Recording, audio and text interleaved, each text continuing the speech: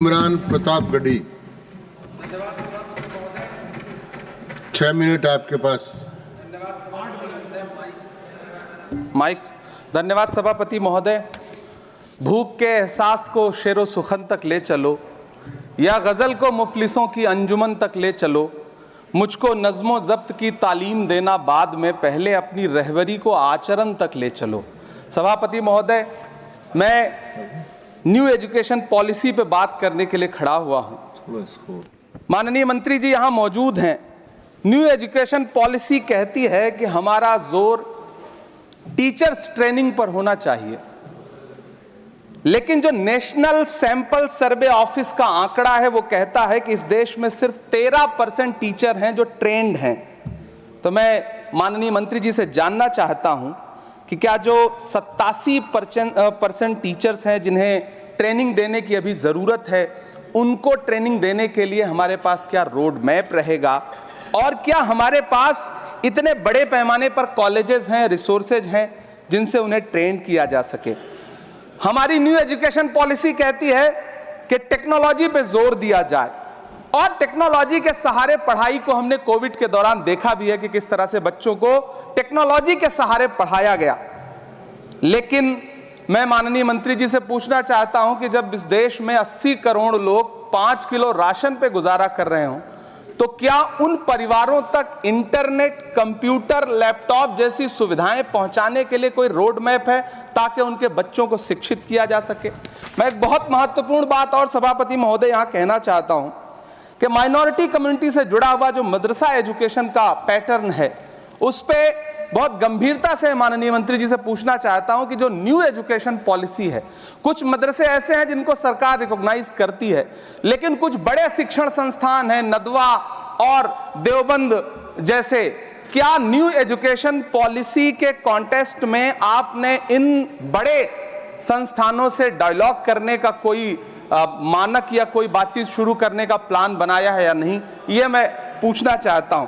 और एक बहुत महत्वपूर्ण बात मंत्री जी से मैं पूछना चाहता हूं कि बहुत सारे माइनॉरिटी इंस्टीट्यूट थे जहां पर स्कॉलरशिप का प्रावधान था, लेकिन आपने मौलाना आजाद नेशनल फेलोशिप को एक झटके में बंद कर दिया। हजारों लाखों छात्र जो उस स्कॉलरशिप के भरोसे अपनी शिक्षा ग्रहण कर रहे थे। एक तरफ प्रधानमंत्री जी कहते हैं सबका साथ सबका विकास, एक हाथ में कंप्यूटर एक हाथ में कुरान, लेकिन जब स्कॉलरशिप आप बंद कर देते हैं तो गरीब तबके से आने वाला अल्पसंख्यक समुदाय के जो बच्चे हैं, उनकी शिक्षा व्यवस्था को लेकर के, उनकी शिक्षा को आगे बढ़ाने को लेकर के आपके पास क्या प्लान है? मैं माननीय शिक्षा मंत्री जी यहां पर बैठे हैं, उनसे कहना चाहता हूं कि पूरे देश में, पूरी दुनिया में प्रधानमंत्री जी जाकर के महात्मा गांधी जी की मूर्ति के सामने सर झुकाते हैं, उन्हें फूल चढ़ाते हैं, लेकिन आप ही की सरकार NIT कैलिकट में प्रोफेसर साइजा ए को योजना और विकास विभाग का डीन बना देती है, जो खुल करके कहती हैं कि मेरी नजर में नाथूराम गोडसे तो बहुत महान था। तो आपकी नई एजुकेशन पॉलिसी ये है, इस दिशा में जा रही है। मैं आपके महोदय से, सभापति महोदय, ये कहना चाहता हूं कि किस तरह से NCERT की किताबों में सांप्रदायिकता को परोसा जा रहा है। माननीय मंत्री जी, क्या आपके संज्ञान में है कि केंद्रीय हिंदी संस्थान और नीपा जैसे जो संस्थान हैं, उसमें अघोषित तौर पर यह कह दिया गया है कि देवनागरी में लिखते हुए जो नुक्ते लगाए जाते थे, जिनको यह कहा जाता है कि वो उर्दू से आते हैं, उनको अघोषित तौर पर रोक दिया है कि नई छपने वाली किसी भी किताब में नुक्ता नहीं लगाया जाएगा। NCERT की किताबें छापने वाले, लिखने वाले कई लोगों से मेरी व्यक्तिगत बात हुई, उनका यह कहना था कि हमें ऊपर से आदेश है, हालांकि ऐसा कोई लिखित आदेश नहीं है। तो मैं आपसे जानना चाहता हूं कि यह नुक्ता हटा करके आप देवनागरी भाषा को मजबूत कर रहे हैं या उसे कर्कश और कमजोर बना रहे हैं? यह मेरा माननीय मंत्री जी से अनुरोध है और यह मैं उनसे जानना चाहता हूं। सभापति महोदय, PM श्री विद्यालय को लेकर के बहुत बातें हुई।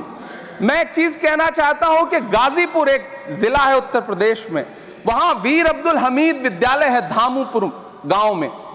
पिछले दिनों PM श्री कंपोजिट स्कूल का नाम लेकर के उस स्कूल का नाम बदल दिया गया, उसके सहारे भी सांप्रदायिकता परोसने की कोशिश की गई। जब सोशल मीडिया पे बहुत हंगामा खड़ा हुआ, हम सारे लोगों ने आवाज उठाई, तब फिर से बेसिक शिक्षा अधिकारी ने नाम बदल करके पुनः उसका नाम बीर अब्दुल हमीद, जो परम चक्र विजेता हैं, उनके नाम पे करने का काम किया। ये इस योजना के थ्रू भी सांप्रदायिकता को जो परोसने का काम किया जा रहा है, उसको मंत्री जी के संज्ञान में है यह बात या नहीं, और रोकने के लिए क्या काम करेंगे। एनसीईआरटी की जो किताबें हैं, उनसे हिंदू मुस्लिम एकता के जो चैप्टर हटाए जा रहे हैं। महोदय, एनसीईआरटी की किताबें बच्चों का ज़हन तैयार करती हैं। आप बेसिक तौर पे एक नया इतिहास पढ़ाने के चक्कर में बच्चों को, छोटे बच्चों को जो गुमराह करके उनको एक झूठा इतिहास पढ़ाने का प्रयास कर रहे हैं, आगे चल के दुनिया में वो बच्चे कहां सस्टेन करेंगे। तो मैं माननीय मंत्री जी से कहना चाहता हूं कि शिक्षा और धर्म को एक दूसरे से अलग रहना चाहिए।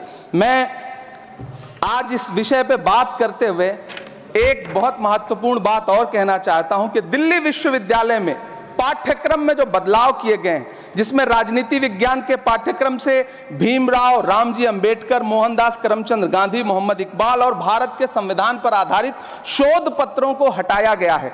दलित लेखक बामा और सुकीरथ राणा को अंग्रेजी पाठ्यक्रम से हटाया गया है। क्या ये चीजें माननीय मंत्री जी के संज्ञान में है? समय बहुत कम है। मैं इस नई एजुकेशन पॉलिसी पर आदरणीय मंत्री जी से और सरकार से इतना कहना चाहता हूं कि आप बदलाव के नाम पर ये जो नई चीजें लेकर के आ रहे हैं, कैंपस में जिस तरह की गुंडागर्दी है, अभी एक माननीय सदस्य ने बोलते हुए जेएनयू का जिस तरह से जिक्र किया कि जेएनयू में इस तरह के नारे लगे, कुछ नकाबपोश लोग आते हैं, नारे लगाते हैं, चले जाते हैं, पुलिस सालों साल गुजरने के बाद उन नकाबपोश लोगों को ढूंढ नहीं पाती है। इतने प्रतिष्ठित शिक्षण संस्थानों को बदनाम करने के लिए जो तरीका सरकार इस्तेमाल कर रही है वो बहुत शर्मनाक है। पिछले दिनों एक महिला भी नकाबपोश, जिसने छात्रावास में लाठी बरसाई थी, डंडे चलाए थे, वो आज तक उसकी पहचान नहीं की जा सकी, दिल्ली पुलिस उसे ढूंढ नहीं सकी। जामिया की लाइब्रेरी में जिस तरह से लाठियां बरसाई गई थी, उनके जख्मों के निशान आज तक नहीं सूखे हैं। अलीगढ़ मुस्लिम विश्वविद्यालय